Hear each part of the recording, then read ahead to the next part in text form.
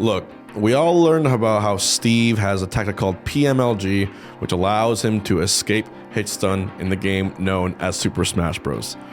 However, he wasn't the first character that was able to do this in the history of the game. We're going to look at a couple of previous times this has actually happened in Smash. Did you know that it wasn't Steve, but rather Diddy Kong? Diddy Kong was the first character to ever have a tactic accidentally coded in that allowed him to escape hitstun. Crazy hitstun cancel with Diddy in Smash 4. This was uploaded by Leffen 8 years ago. And basically what he shows is that Diddy can escape hitstun using, I believe, the peanut gun. There's absolutely no hitstun if you charge the peanut gun. And that was the peanut gun, which hilariously is still a neutral B move, kind of like placing a block is with Steve. And then once this happened, Zenodo made a video showing that you can actually do hitstun cancel with, it seems, any move is possible from the cancel, not just peanut gun. So they would use the mine in place to do so, and then use that move to stop them from flying anywhere. Now, in the Smash 4 3DS days, you know, this is very, very antiquated tech. Most likely something that was, or definitely something that was patched out in future versions and iterations of the game. But it is telling to show that sometimes the developers unintentionally left a method for characters to not have any hitstun. So showing that the Steve PMLG glitch was most likely a similar thing. Now, the difference between this and PMLG is that, you know, Super Smash Bros. Ultimate life cycle for patches and updates and buffs and nerfs has ended. It will not be released or removed. On that topic, you know, is it quite as the game-breaking glitch that we've seen? And the answer is that a lot of tournaments already banned it, so there's not much reason for a lot of people to go for it in the first place. We didn't see Aquila use it. There might have been one instance of him using it in the tournament, whether intentional or not. The character itself had a lot more problems than just PMLG.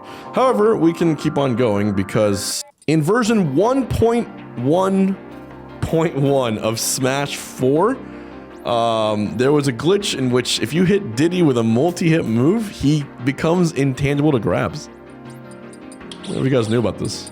It's kind of funky here.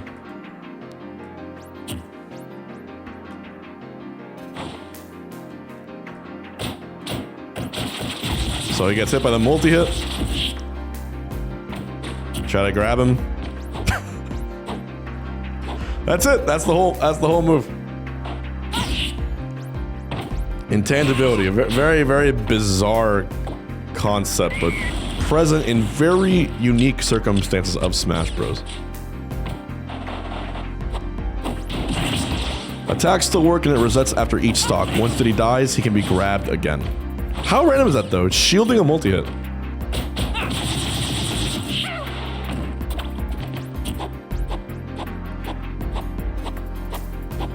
It's just wild. It happens to all grabs and all characters.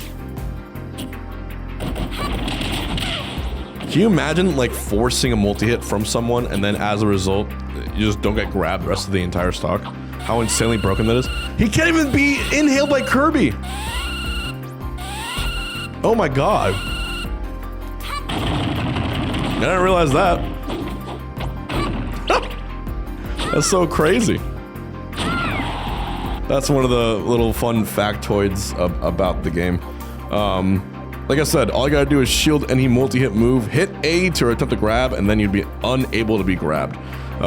This glitch wasn't in the previous patch, but it was a side effect of something else in that patch. This was actually introduced right before the famous MLG 100 event.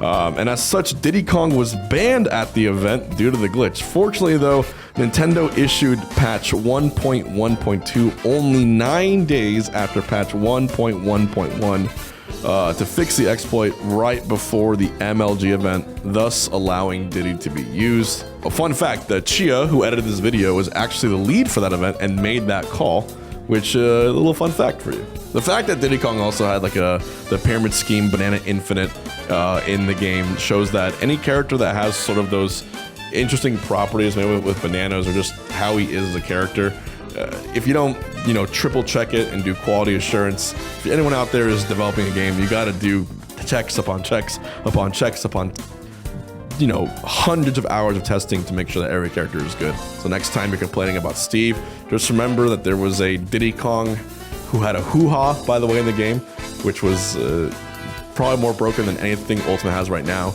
And there was a Meta Knight in Brawl, who was in his own tier, and there was a Bayonetta in Smash 4, which was so good that the last tournament for the game featured a Ditto in Grand Finals. Then you got Melee Fox.